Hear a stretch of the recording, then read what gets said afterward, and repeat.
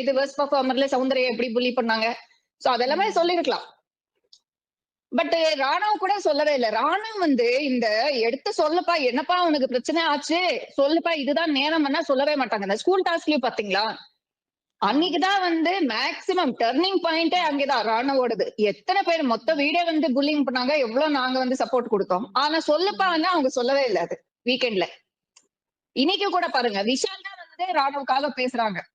அதான் வந்து சொல்றது சேது சார் வந்து உங்களுக்காக அடுத்தவங்க பேசணும் அப்படின்னு நீங்க ஏன் எதிர்பார்க்கறீங்க? மத்த நேரம் எல்லாம் பேசுறீங்கல்ல, அது ஏன் இங்க பேசல? சோ இவங்க ரயான் எல்லாம் செம்ம பல்பு மேல பல்பு வாங்கிட்டாரு. சார் அது என்னன்னா, எனக்கு வந்து நான் ரொம்ப ஸ்ட்ராங்கான ஆளு.